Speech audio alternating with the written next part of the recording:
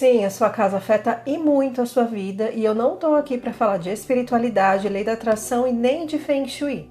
Como será que está a sua casa? É uma casa que te nutre ou que te adoece? Então fica nesse vídeo que eu vou te passar os 6 passos principais para manter a sua casa mais harmonizada.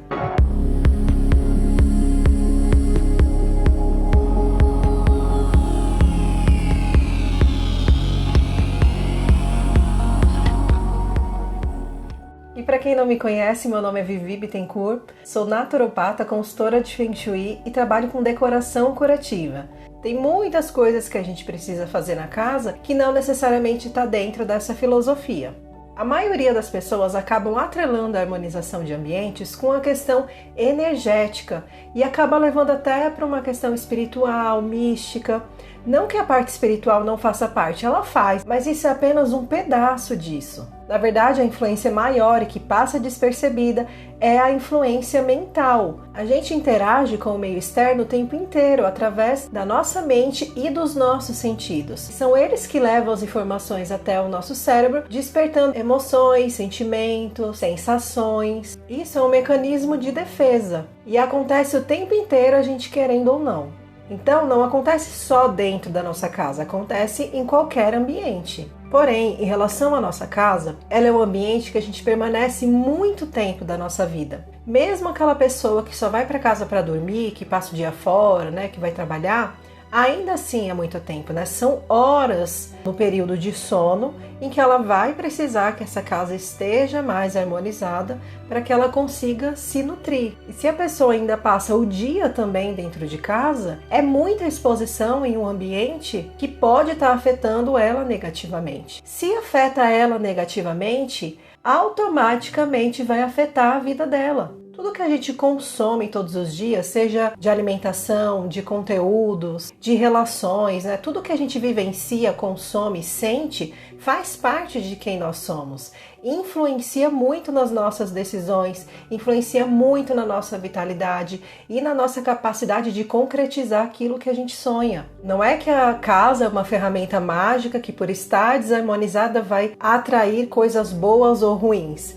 Tem também essa questão que não é o tema do vídeo de hoje, mas a questão principal é que se algo nos afeta, seja a nossa saúde física, mental, emocional, automaticamente vai afetar a nossa vida, porque a nossa saúde e o nosso equilíbrio vai determinar como que a gente age e as decisões que a gente toma. Por exemplo, se você trabalha num lugar que não te faz feliz, que você já acorda com aquele peso, não querendo sair de casa, começa a afetar suas emoções, muitas vezes desencadeia quadro de depressão, de ansiedade. Isso vai influenciar na qualidade do seu trabalho também e vai começar a afetar todas as áreas da sua vida. Uma coisa que nos prejudica, que não nos deixa bem, acaba promovendo um efeito dominó que vai afetando todas as outras áreas. E muitas vezes acaba levando até a estagnação, a procrastinação, a pessoa simplesmente não quer nem tomar decisões. Não tomar decisões é uma decisão, E aí, se a gente entra nesse movimento de não encarar, de não tomar decisões, de só procrastinar,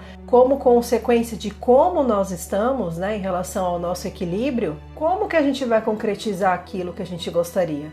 Não é só porque a mente está atraindo coisas negativas, são as nossas ações também. É muito comum as pessoas acharem que o que de fato está afetando a vida delas são os grandes problemas ou que o que vai melhorar a vida delas são grandes transformações. E na verdade, o que nos desequilibra ou nos fortalece são a soma das pequenas coisas que passam despercebidas. Muitas vezes a gente não dá a devida atenção para uma coisa porque ela é pequena, mas quando a gente para observar, tem várias coisinhas pequenas que precisam ser ajustadas e são elas, a soma delas, que está causando um desequilíbrio maior, tornando muito mais desafiador lidar com um grande desafio mesmo. Então, para ficar mais claro, quando a gente quer cuidar da nossa saúde física, a gente pensa em quê? Numa boa alimentação, se hidratar, uma boa qualidade de sono, atividade física. Porém, quando a gente pensa, em incluir essas coisas, a gente precisa eliminar outras. Não adianta, por exemplo, a gente simplesmente não tomar refrigerante ou não viver comendo fast food. A gente precisa também cuidar da nossa alimentação para que ela seja mais balanceada. Às vezes a pessoa até tira alimentos que fazem mal, mas não incluem mais alimentos que nos fazem bem. Não adianta só parar de ficar tomando refrigerante. A gente precisa se hidratar, beber água adequadamente. Somos afetados por coisas que nos fazem mal e pela falta de coisas boas. Porque não necessariamente o fato da gente não consumir uma coisa ruim que a gente está suprindo com uma coisa boa. Às vezes a gente está só ali no neutro. Então, além de eliminar e nutrir, precisamos sempre lembrar que somos seres holísticos, integrais e que a gente se nutre de várias formas. Assim como eu falei no começo, que quando uma coisa não está boa, isso provoca um efeito dominó que vai afetando as demais áreas da vida, a gente precisa lembrar de nutrir as nossas várias partes.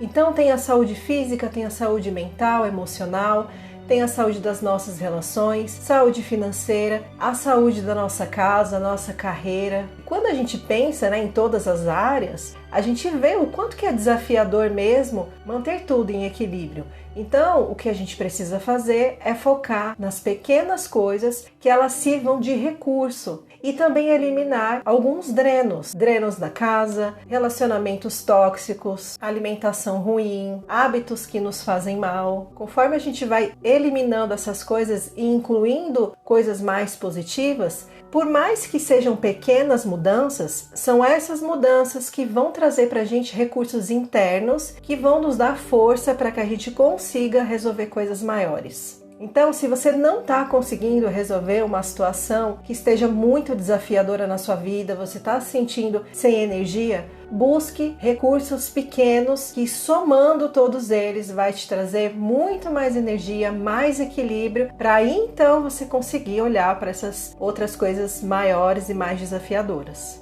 E um dos grandes recursos que a gente tem na nossa vida, que pode também se tornar um grande bloqueio que nos adoece, é a nossa casa. Considerando que a gente passa tanto tempo da nossa vida na nossa casa, a gente precisa cuidar muito bem dela para que ela nos fortaleça na nossa jornada. Se a nossa casa está sempre suja, desorganizada, com acúmulo de objetos, com excesso de coisas, excessos de estímulos, isso se torna um excesso de carga cognitiva. Isso afeta muito a nossa mente, a gente perde muita energia. E eu não estou falando nem de energia a nível espiritual, eu estou falando a nível neurológico. Todos nós humanos temos uma capacidade limitada de energia todos os dias. A gente vai perdendo essa quantidade de energia através das nossas decisões. A gente toma cerca de 35 mil decisões diariamente.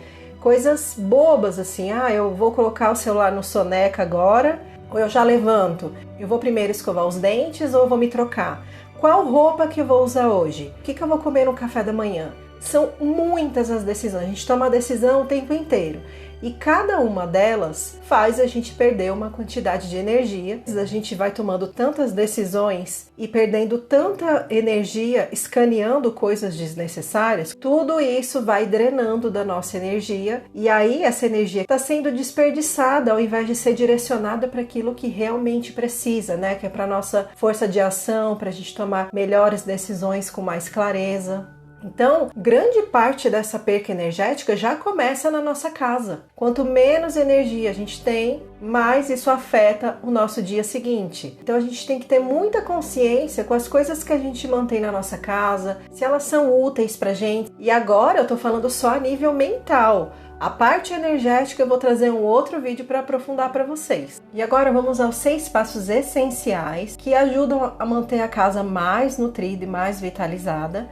Mas antes disso, se você chegou até aqui, acredito que você esteja achando esse conteúdo interessante. Então eu peço, por favor, que você curta, compartilhe com as pessoas que você acha que pode se beneficiar desse tema. Com certeza esse conteúdo pode ajudar mais pessoas e também vai me ajudar a crescer aqui no meu canal. Passo número 1, ventilação e iluminação. São duas coisas essenciais para deixar o campo da nossa casa mais leve. Tudo que existe tem energia, pessoas, animais, os ambientes. Einstein mesmo já falava que tudo tem energia. Isso tem a ver com física. Nem sempre a gente sente um mal-estar em algum lugar porque está sentindo algo espiritual. Às vezes é o campo da casa que está mais denso mesmo, por conta das coisas que tem lá dentro, por conta das coisas que são vivenciadas ali com os moradores ou em algum outro ambiente comercial, profissional.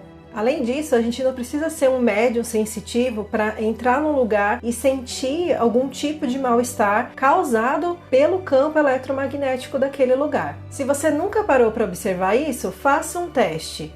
Observe a diferença de você estar num ambiente aberto, arborizado, ou até mesmo numa casa, ali numa sala bem iluminada, arejada, limpinha, e depois entra num quartinho da bagunça ali, num porão, sem janela, escuro, mofado. A gente sente a sensação, não é só uma sensação despertada pelo visual, é uma coisa física, como se tivesse um campo opressor. Às vezes a pessoa sente até dor de cabeça, náusea, dependendo da sensibilidade, começa a bocejar. É uma sensação desconfortável, porque esse ambiente está com um campo muito denso, não tem vitalidade circulando ali. Então é muito importante que todos os dias a gente abra as portas e as janelas da nossa casa para entrar ventilação, para entrar iluminação e circular melhor a energia desse lugar, né? Para renovar. Inclusive a gente consegue observar a diferença de um ambiente para o outro dentro da nossa casa quando um cômodo é mais iluminado do que o outro. Então, se você passa o dia inteiro fora, por exemplo, e a casa fica o dia inteiro fechada, abre as janelas quando você chegar com essa consciência, né? A gente potencializa bastante quando a gente coloca a nossa intenção. Então, abra com essa consciência de imaginar o vento entrando e circulando essa energia. Abra de manhã, né, com a intenção da iluminação também, renovar esse campo. E aí, no dia que você ficar mais tempo em casa, deixa aberto por mais tempo também. Passo número 2, arrumação básica. Parece uma coisa boba, mas isso é muito importante para aliviar o excesso de estímulo, o excesso de carga cognitiva, né, na nossa mente. Quando a gente está com a casa bagunçada, eu não estou falando aqui de limpeza nem organização por enquanto, estou falando de coisas espalhadas. Quando a gente tem um excesso de coisas espalhadas, excesso de tarefas que a gente precisa fazer e estão ali expostas o tempo inteiro, faz a gente perder muita energia por conta desse excesso de carga cognitiva. Então é importante que a gente mantenha a casa ali sempre em ordem, né, com as coisas guardadas, mesmo que você não tenha tempo para fazer uma organização, mesmo que você não tenha tempo para fazer uma limpeza, tentar ao máximo manter as coisas no lugar para que dê um respiro aí para sua mente. A nossa mente ama a ordem. E quando a gente está num ambiente mais organizado, a gente raciocina melhor. Então, trabalhar, por exemplo, numa mesa de trabalho caótica e numa mesa organizada vai influenciar diretamente na nossa produtividade. Dormir num quarto todo bagunçado, caótico, um monte de coisa jogada e arrumar o quarto antes de dormir, deixar a cama arrumadinha com as coisas guardadas, vai afetar a qualidade do nosso sono. Então, mesmo que você não tenha tempo para fazer coisas maiores, faça sim esse básico que já faz bastante diferença. Passo número 3, desapego. Desapego, gente, é uma coisa que a gente pode fazer o ano inteiro, mas se você não tem esse hábito, você pode determinar aí pelo menos 2 vezes por ano para desapegar de algumas coisas que não são mais úteis e principalmente coisas que despertam gatilhos negativos, como eu já comentei. Eu, por exemplo, já criei o gosto de fazer isso, então faço várias vezes por ano, mas nunca falha no meio do ano, que é quando está começando um novo semestre, né? Ou no final e no comecinho do ano também. Então vocês podem fazer isso, determinar no início e no meio do ano. A gente ouve muito falar sobre a importância do desapego para abrir espaço para o novo. Isso não é só a nível de lei da atração, para você abrir um espaço energético. Isso também tem a ver com conseguir deixar embora, abrir mão de coisas que nos fazem mal também a nível emocional. Se você tem muita dificuldade de abrir mão de um objeto, vale a reflexão, né? De como você é apegada também a pessoas e a situações. Eu não estou dizendo que é fácil a gente esquecer as coisas, acontecimentos, traumas, romper com certos tipos de relação. Mas essa questão do acúmulo da nossa casa e ao apego aos objetos tem muita relação com a forma que a gente lida com essa vida. Então, um exercício emocional maravilhoso, né? Se você não está conseguindo se libertar de questões internas, de memórias, você pode começar através de objetos. É uma prática simbólica, mas que reverbera muito dentro da gente. Sem contar a questão energética também, né? Quando a gente tira excessos de coisa, a energia flui muito melhor na nossa casa. Consequentemente, vai trazer mais vitalidade, a gente vai se sentir mais vitalizada e a gente vai conseguir pensar melhor e correr atrás das coisas que a gente deseja com muito mais facilidade, né? É uma coisa que vai levando a outra através de um simples movimento que a gente faz na nossa casa, que pode ser desafiador sim, mas que vale a pena tentar, que traz muitos bons resultados. Passo número 4, organização. Organização, gente, não é tirar as coisas que estão ali fora do lugar. Organização é você precisar de um objeto e saber exatamente onde esse objeto está. A organização, gente, é para todo mundo, não é só coisa de virginianos. A organização é valorização da vida, do nosso tempo, que é o nosso bem mais precioso, né? Um recurso que vai e que não volta. Então, quando a gente mantém a nossa casa mais organizada, a gente tem um dia a dia mais produtivo, mais funcional, a gente perde menos tempo procurando coisas. Quem nunca um dia saiu atrasado de casa porque precisou encontrar alguma coisa e não encontrou? Então, isso é muito importante para a nossa saúde também e para que a gente poupe tempo para direcionar novamente para aquilo que realmente precisa. Então, a organização é você organizar os armários, as gavetas, saber exatamente onde está cada objeto. E sim, a sua casa pode ser organizada apesar de estar bagunçada. São coisas diferentes. Às vezes você entra numa casa e tá as coisas ali tudo fora do lugar, às vezes ela tá até suja, mas ela está organizada. A pessoa sabe onde encontrar as coisas, os armários estão em ordem, só ali a parte de fora que está bagunçada. São coisas totalmente diferentes. E passo número 6, manutenção energética da casa, através de limpeza e de energização. Aqui entra a mesma coisa, a gente remove e depois nutre. Como eu já falei, a nossa casa ela acumula muitas cargas e pode ficar com um campo mais denso. Então a gente pode fazer a limpeza energética de várias formas e não precisa estar atrelada a nenhuma prática religiosa, espiritual. A gente pode, por exemplo, se beneficiar da energia das ervas. Eu vou trazer um vídeo específico sobre isso, vou trazer uma visão da ciência em relação a esse tema. A gente precisa lembrar que a natureza nos dá recursos e que a natureza não tem religião. Você pode sim usar dentro de uma prática religiosa, mas não é obrigatório. Você pode, por exemplo, pegar uma erva que tem na sua casa, na hora que você for fazer um chazinho, fazer um pouco a mais, coar muito bem, de preferência num filtro de papel para não sair nenhum resíduo de erva, colocar num borrifador e espirrar na sua casa. Você pode também passar pano na casa com essa infusão. Para quem gosta, pode fazer defumação. Se você, por exemplo, for evangélico, você pode usar um azeite consagrado. Se você for católico, você pode usar água benta. Você pode usar o incenso em resina, né, que é muito usado nas igrejas para defumação, e usar na sua casa. Você pode fazer oração, mantras, colocar músicas de alta frequência. Tudo que você usar com intenção para limpar a sua casa, para elevar o campo, é muito bem-vindo. Então use coisas que você se identifique, que estejam dentro das suas crenças e coisas que não precisam nem ter crenças, né? Como, por exemplo, a força das ervas. Inclusive, se você tiver mais interesse nesse tema, com dicas de coisas que podem ser usadas para fazer essa limpeza energética, coloca aqui nos comentários que eu gravo um vídeo também.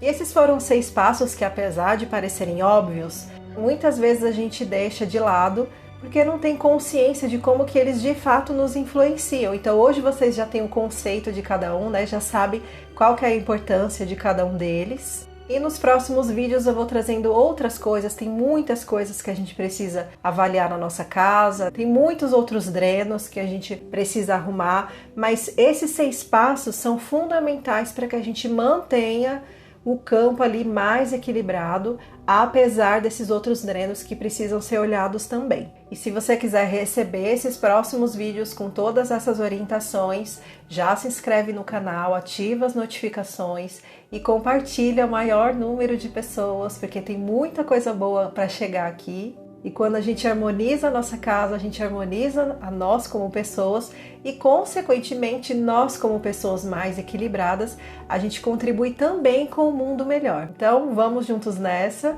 Um cheiro e até o próximo vídeo.